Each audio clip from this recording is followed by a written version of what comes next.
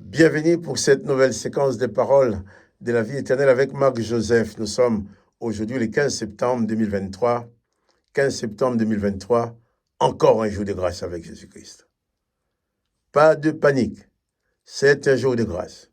Quels que soient les événements, tu as la grâce du Seigneur Jésus-Christ pour toi. Tu as la grâce du Seigneur Jésus-Christ qui est avec toi. Tu as le Seigneur Jésus-Christ lui-même avec toi. Car il dit lui-même, je suis avec toi tous les jours, jusqu'à la fin du monde. Donc ce matin, n'oublie pas que Jésus-Christ est avec toi. Souviens-toi. N'oublie pas qu'il est présent à côté de toi. Il est en toi. Il est devant toi, il est derrière toi, il est à gauche, il est à droite. Il t'entoure. Il voit tout ce que tu fais, il entend tout ce que tu dis. Il t'accompagne. Si les choses deviennent difficiles, pas de panique. Élève ton âme vers lui. Tu ne le vois pas de tes yeux physiques. Mais réalise dans ton âme sa présence en toi, sa présence autour de toi. Quoi qu'il arrive, pas de panique. Jésus-Christ est avec toi. Que son Saint-Nom soit béni. Jésus est avec toi tous les jours, jusqu'à la fin du monde. Je ne connais pas les événements que tu vas vivre. Je ne connais pas les difficultés que tu vas rencontrer aujourd'hui.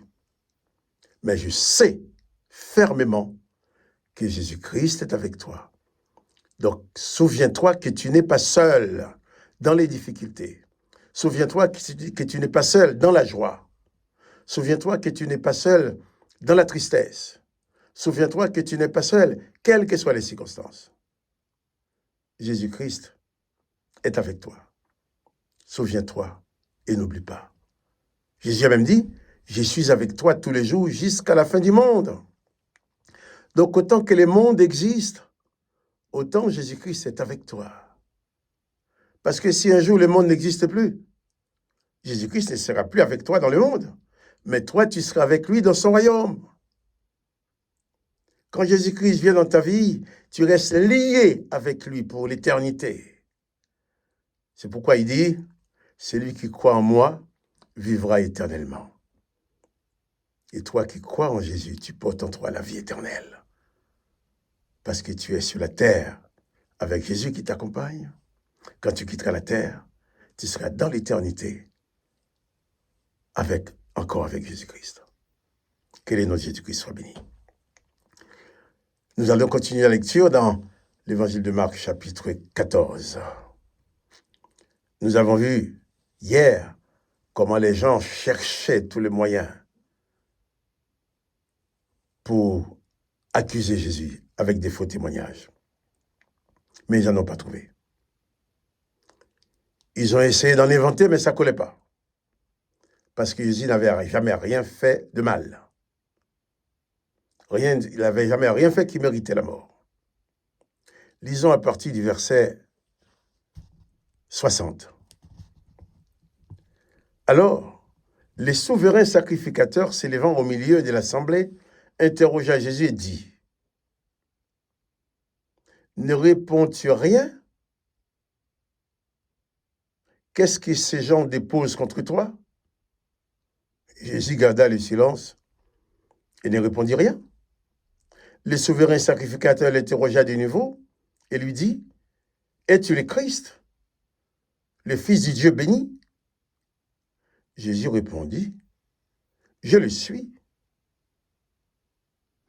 Et vous verrez le Fils de l'homme assis à la droite de la puissance de Dieu, venant sur les nuées du ciel. » Ah. Les souverains sacrificateurs s'élèvent au milieu de l'assemblée à grande manche pour manifester son pouvoir, son autorité. Alors il interrogea Jésus.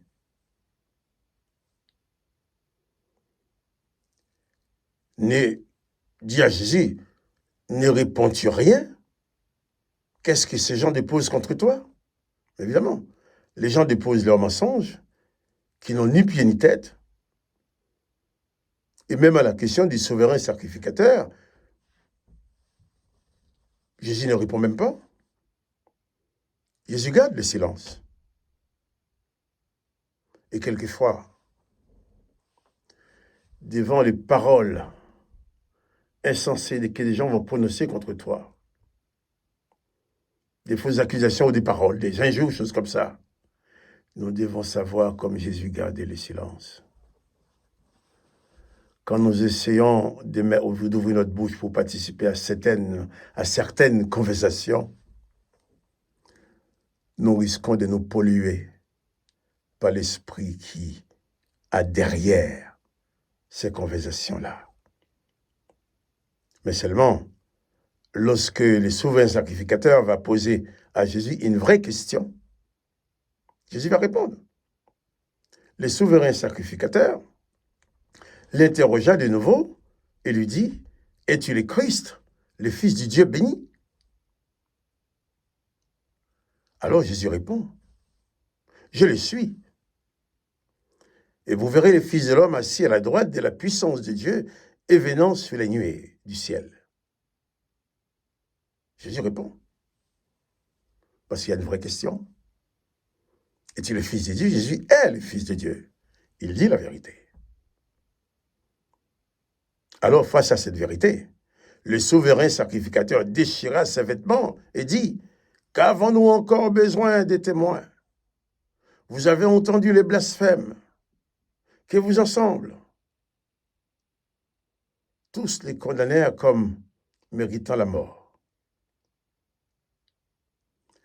Jésus, condamné à mort, pour avoir dit la vérité. Et les souverains sacrificateurs, pour montrer son indignation, son désarroi, déchira ses vêtements pour dire aux gens, c'est grave. Nous n'avons pas besoin des témoins. Vous avez entendu le blasphème. Que vous en semble? Tous les condamnèrent comme méritant la mort.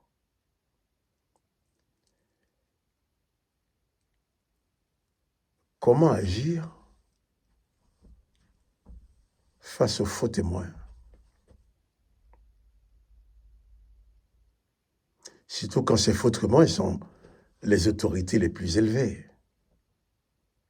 Dans le monde aujourd'hui, tu peux te trouver dans ces circonstances.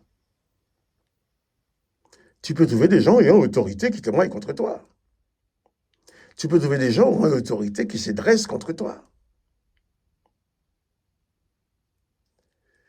Mais, quel que soit l'autorité ou le pouvoir que cette personne a sur la terre, son pouvoir n'est pas comparable au pouvoir du Père de Jésus-Christ, qui est capable de te sauver de n'importe quelle circonstance. Le souverain sacrificateur a déchiré ses vêtements, les autres se mirent à accuser Jésus, dit qu'il mérite la mort. Mais Jésus ne change pas, il dit la vérité. Le Maître a bien dit, « Je suis le chemin, la vérité et la vie, nul ne vient au Père que par moi. » Lorsque le souverain sacrificateur lui pose une vraie question, « Es-tu le Fils du Dieu? Es-tu le Fils de Dieu ?» Il répond. Et pour lui, le fait d'avoir dit la vérité, c'était la seule bonne raison qu'il avait pu trouver pour condamner Jésus. Jésus, c'est la seule personne pour qui les juges vont dire, même Pilate va dire, il n'y a rien en cet homme qui mérite la mort, mais néanmoins, je vous les livre pour les crucifier, pour les tuer.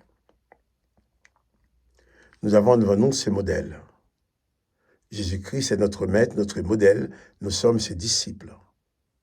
Nous avons le devoir d'être ses imitateurs. Et lorsque les faux témoins se dressent contre nous, lorsque les circonstances sont contre nous, surtout, Agissons comme Jésus. Pas de panique. Pas de panique. Surtout nous avons Jésus-Christ avec nous. Il est là pour nous conduire. Si nous devons parler, Jésus a dit, il mettra la parole dans nos bouches. Dieu merci, en France, nous pouvons encore parler de Jésus-Christ librement. On ne sait pas pendant combien de temps, mais pour l'instant, nous pouvons encore le faire. Profitons-en. Profitons-en. Profitons de cette liberté que nous avons de prêcher l'Évangile. Ne gâchons pas le temps, car le jour viendra où nous aurons beaucoup plus de difficultés pour parler de Jésus-Christ. Car le monde n'est pas pour Jésus-Christ. Les puissants de ce monde ne sont pas pour Jésus-Christ. Pourquoi? Parce que Jésus-Christ, c'est le salut, c'est le pardon, c'est la grâce. Et ça, les puissants qui gouvernent le monde n'ont rien à faire avec tout ça. Mais nous devons porter les drapeaux de la vérité. Nous devons porter bien haut cette vérité de Jésus-Christ. Jésus-Christ est le Fils du Père, que le Père a envoyé pour sauver l'humanité et pour nous apporter les paroles de la vie éternelle. Comme ils ont cherché à l'accuser, un jour on peut chercher aussi à nous accuser, comme on le fait pour certains de nos frères et sœurs dans beaucoup de pays. Mais préparez-nous dans nos cœurs à aller jusqu'au bout avec Jésus. Car lui, il ne nous abandonnera jamais. Il dit, je suis avec toi tous les jours, jusqu'à la fin du monde. Que ce nom soit béni. Que toi aussi tu sois béni. Quant à moi, Marc-Joseph, je te dis amen. À bientôt. N'oublie pas les petits coups de pouce. Sois béni. À demain.